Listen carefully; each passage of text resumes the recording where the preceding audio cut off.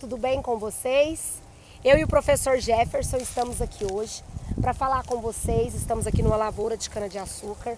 Lembrando que estamos respeitando todos os protocolos para o Covid-19, além de todos nós termos feito o teste antes da realização dessa aula, para melhor trazer para vocês as informações, certo? Então, como eu disse, professor Jefferson, boa tarde. Boa tarde. Estamos aqui numa lavoura de cana-de-açúcar, como vocês podem ver.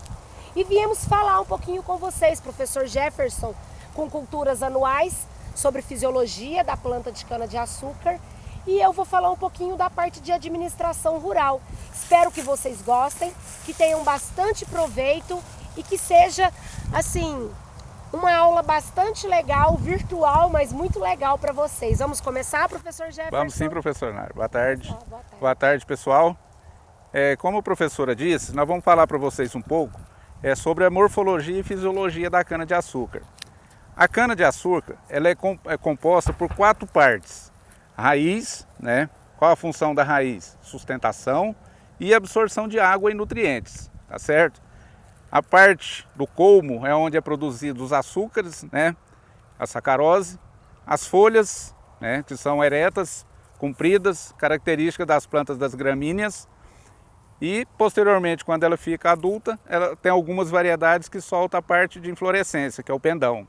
Tá? O professor Nayara vai falar depois para vocês sobre o preparo de solo.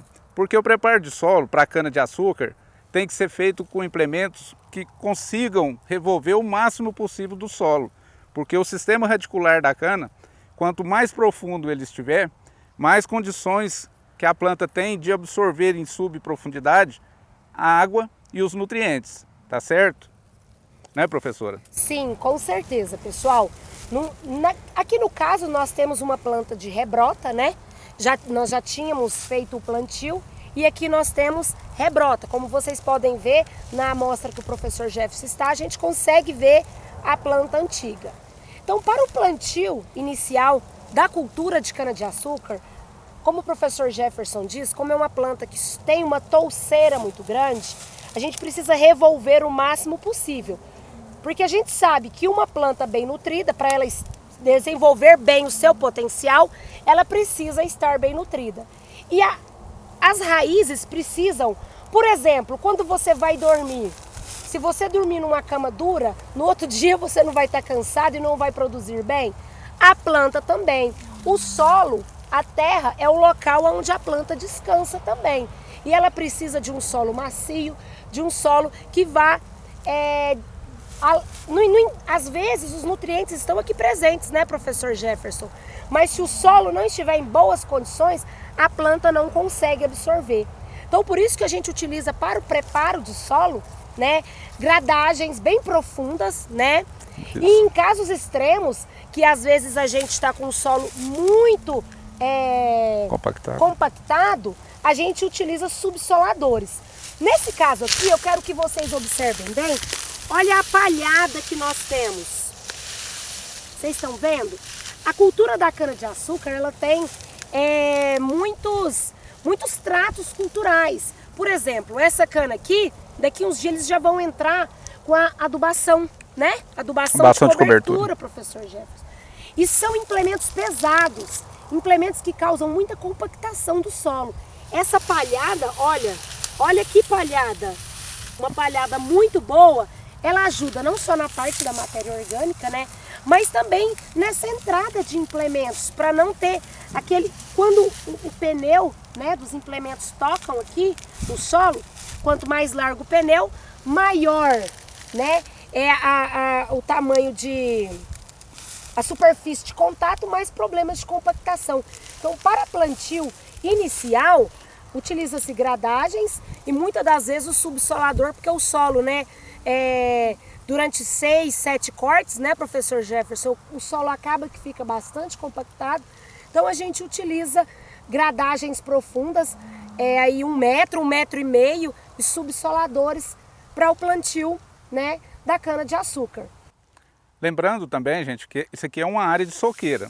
Quando a gente fala área de soqueira é porque foi cortada, foi colhida e houve a rebrota. Então, quanto mais zelo a gente tiver na lavoura de cana, mais tempo a cana vai ficar no corte, pode ter 6, 7, até 8 cortes, tá? Mas lembrando também que antes de fazer isso aqui é uma área de soqueira, mas antes, no plantio, antes da gradagem, da subsolagem, é importante lembrar que nós temos que fazer, antes desse preparo de solo, né, professora, fazer a coleta de solo, levar para o laboratório e saber os nutrientes que vai ter nesse solo.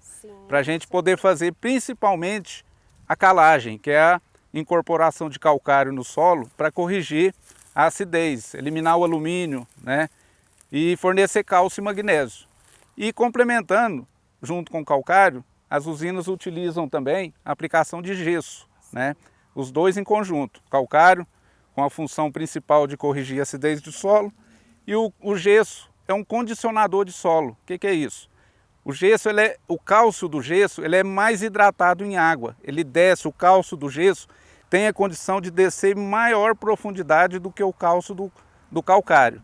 Então, por isso que é importante a aplicação conjunta desses dois corretivos. Tá? Por que essa importância do descimento do cálcio? Porque o cálcio, a raiz adora cálcio, certo?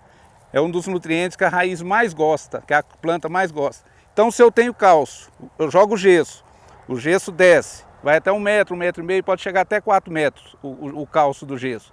O que vai acontecer com essa raiz? Ela sabe que o cálcio está descendo. A planta vai descer raiz, professora, não é isso? Sim, vai descer raiz, então nós vamos vai cada desenvolver vez mais. raiz. Então, numa seca dessa daqui, gente, como que ela consegue ainda estar verde mesmo não fazendo irrigação? Porque o sistema radicular está lá embaixo, 1,5 metro, 2 metros. Águas mais profundas. Águas né? mais profundas. Então, por isso que vale salientar que temos que, antes de qualquer plantio, realizar a coleta de solo para posterior interpretação. É isso mesmo, pessoal. E dentro disso, eu quero deixar bem claro para vocês que aqui nós temos mais ou menos uns 50 hectares, né, de planta de cana-de-açúcar plantada. E a gente sabe que o produtor rural tem muitos gastos, né? O produtor hoje não se tem mais aquele produtor que, igual antigamente, né, professor Jefferson, que só jogava a semente ou só rasgava o solo, rasgava o chão, jogava os toletes e não fazia mais nada. O produtor, ele tem um custo. E é isso que nós buscamos cada vez mais. As empresas, os pequenos produtores, os grandes produtores, produzir mais, né, em menor espaço, com menos gasto, né? Professor Jefferson, a planta de cana-de-açúcar, mais ou menos em adubação, qual é a exigência dela? Isso aí é de acordo com a análise do solo, né? Porque a gente precisa ter Mas um elemento químico que a cana precisa em maior quantidade na cana-de-açúcar é o nitrogênio, tá? Então o nitrogênio é o elemento que a cana precisa em maior quantidade. Não que não precise de outros, mas a quantidade de nitrogênio gasta. Para vocês terem uma ideia, para a produção de 1 tonelada de cana, a cana precisa de 1 quilo de nitrogênio. Então pensa, para eu obter 80, 100, 150 toneladas por hectare, é só multiplicar. Então se eu quero colher 150 toneladas de cana, eu vou ter que fornecer, colocar à disposição da planta 150 kg de N por hectare. Estou falando N. Sim, somente N. Então quando a gente faz a conversão do N para ureia, é em torno de mais de 500 quilos por hectare, com certeza. Então, pessoal, e vale lembrar, e vale como pesquisa para vocês, o nitrogênio é um dos elementos mais dispendiosos, mais caros que nós temos no mercado. E essa planta é extremamente exigente de nitrogênio. Então, quando o produtor consegue, né, uma produção cada vez maior com um gasto menor de nitrogênio, isso ele está economizando dinheiro, isso é muito importante, né? Então, um outro gasto que nós temos muito grande, né, é com produtos químicos, né, professor Jefferson? Lembrando, professora, também que outros subprodutos que a gente utiliza na adubação da cana são próprios da usina, que é a torta de filtro, né, que é o bagacinho de cana, a vinhaça. Isso aí são ricos em fósforo e potássio, que são outros 2 nutrientes que a planta precisa em grandes quantidades. Sim. E em relação, só para a gente finalizar essa parte, né, de adubação, a usina ela tem para fornecer, né, mas, por exemplo, aquele produtor que ele é arrendatário ou que ele é o arrendatário é quando a usina, né, ela planta, ela mesma faz todo o processo dentro da área do produtor, certo? E nós temos também os fornecedores, que são aqueles proprietários, né, aqueles donos de fazenda ou de terras, que ele faz todos os tratos culturais, ele prepara o solo, ele planta, ele conduz, faz todo o manejo e corta e entrega para a usina. Então, o arrendatário, ele não tem nenhum, digamos assim, serviço, né? Ele apenas alugou o chão dele e a usina faz todos os tratos. Nesses solos, a usina, né, ela tem a torta de filtro, a vinhaça, ela faz esse serviço. Já no caso do fornecedor, ele precisa gastar, porque ele precisa adquirir e isso vindo da usina. Então são questões administrativas que o produtor tem que pensar, tanto antes, durante e depois da porteira, certo?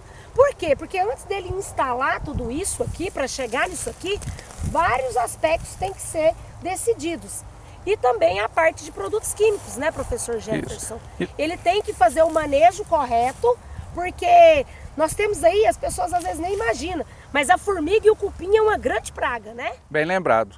O maior problema da cana agora, nessa época agora, quando vai começar a chuva daqui a pouco, é o aparecimento da cigarrinha das pastagens, certo? Com as primeiras chuvas é onde tem que ter o monitoramento da lavoura por causa dessa praga. Essa praga se aloja na base da planta, esconde aqui, ela solta uma espuma e fica alojada debaixo dessa espuma, é a cigarrinha. É a praga que vai aparecer no início do período chuvoso, certo? Então esse é um cuidado que os técnicos têm que acompanhar, fazer monitoramento na lavoura. Foi-se o tempo, gente, que a gente passava de carro ao redor da lavoura, né? Eu olhava só o visual, falava, não, tá beleza. Hoje não. Hoje o técnico, o agrônomo tem que entrar, tem que sujar a botina.